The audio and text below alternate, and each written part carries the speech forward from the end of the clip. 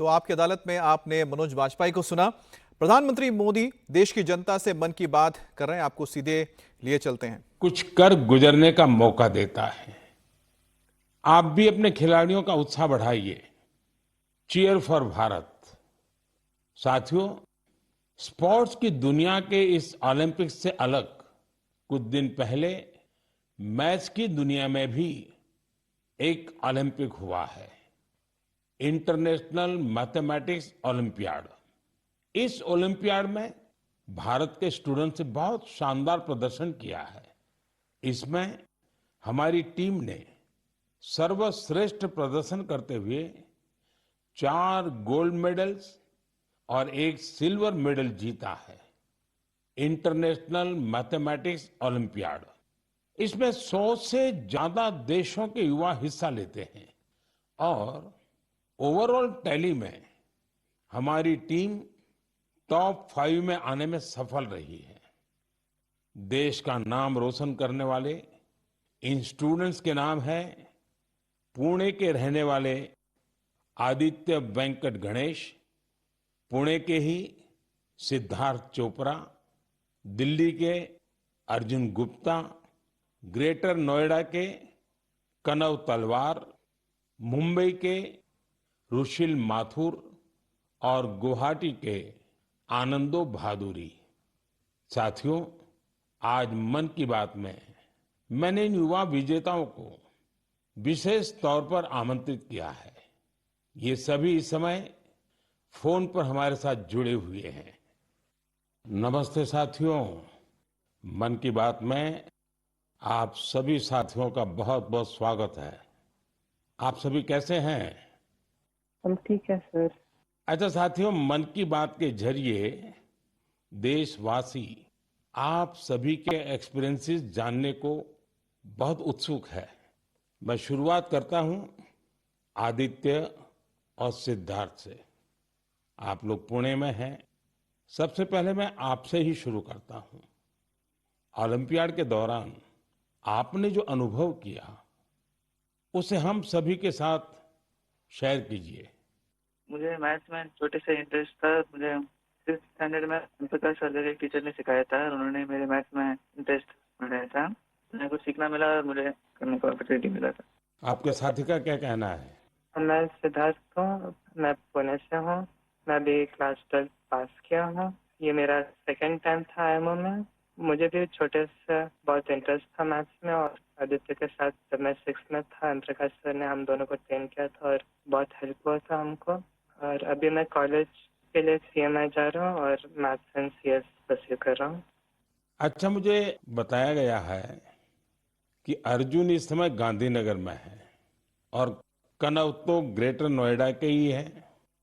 अर्जुन और कनव, हमने ओलंपियाड को लेकर जो चर्चा की, लेकिन आप दोनों हमें अपनी तैयारी से जुड़ा कोई विषय और कोई विशेष अनुभव अगर बताएंगे तो हमारे श्रोताओं को अच्छा लगेगा।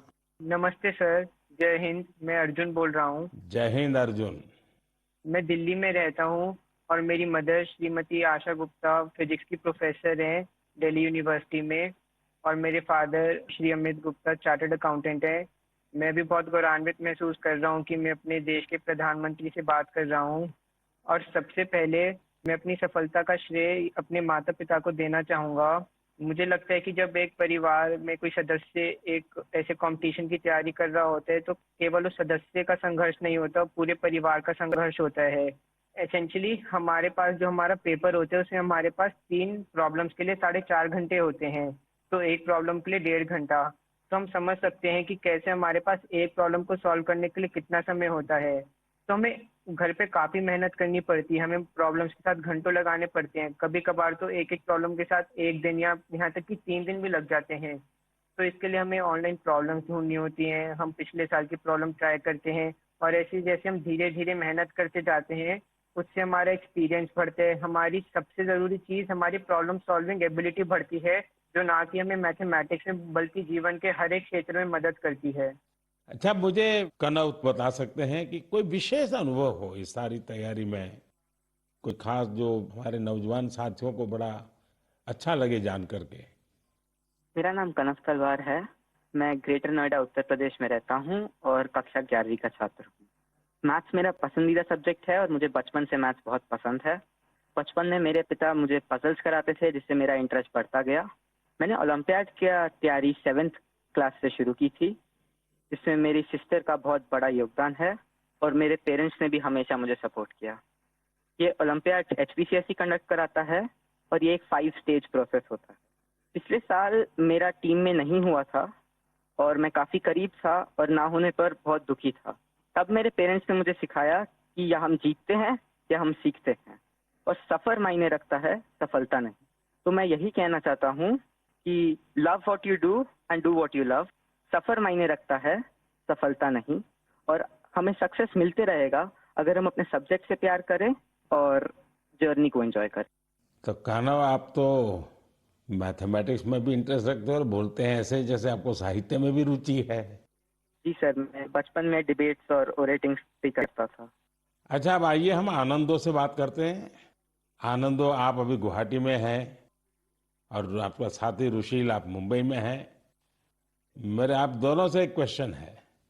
देखिए, मैं परीक्षा पे चर्चा तो करता ही रहता हूँ और परीक्षा पे चर्चा के अलावा अन्य कार्यक्रमों में भी मैं स्टूडेंट से संवाद करता रहता हूँ। बहुत से छात्रों को मैथ से इतना डर लगता है, नाम सुनते ही घबरा जाते हैं। आप बताइए कि मैथ से दोस्ती कैसे की जाए? सर, मैं रुशिल माथुर हूँ। जब हम छोटे होते हैं और हम पहली बार एडिशन सीखते हैं, हमें कैरी फॉरवर्ड समझाया जाता है, पर हमें कभी ये समझाया नहीं जाता कि कैरी फॉरवर्ड होता क्यों है। जब हम कंपाउंड इंटरेस्ट पढ़ते हैं, हम ये क्वेश्चन कभी नहीं पूछते कि ये कंपाउंड इंटरेस्ट का फॉर्मूला आता कहाँ से। मेरा मानना ये है कि मैथ्स एक्चुअली एक सोचने और प्रॉब्लम सॉल्विंग की एक कला है, और इसलिए मुझे ये लगता है कि अगर हम सब मैथमेटिक्स में एक नया क्वेश्चन जोड़ दें, तो ये क्वेश्चन है कि हम ये क्यों कर रहे हैं, ये ऐसे क्यों होता है। तो आई थिंक इससे मैथ्स में बहुत इंटरेस्ट बढ़ सकता है लोगों का, क्योंकि जब किसी चीज़ को हम समझ नहीं पाते उससे हमें डर लगने लगता है।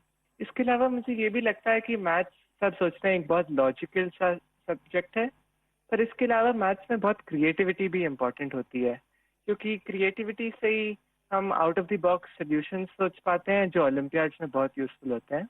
और इसलिए मैथ ओलंपियाड्स का भी बहुत इंपॉर्टेंट रेलेवेंस है मैथ्स के इंटरेस्ट बढ़ाने के लिए। आनंदो, कुछ कहना चाहेंगे? नमस्ते पीएम जी, मैं आनंद खैरव गुवाहाटी से। मैं भी अभी 12वीं कक्षा पास किया हूँ। यहाँ के लोकल ओलंपियाड में 6th और 7th में करता था, वहाँ से ही हुई। ये मेरी दूसरी आयामो थी, दोनों आयामी बहुत अच्छे लगे।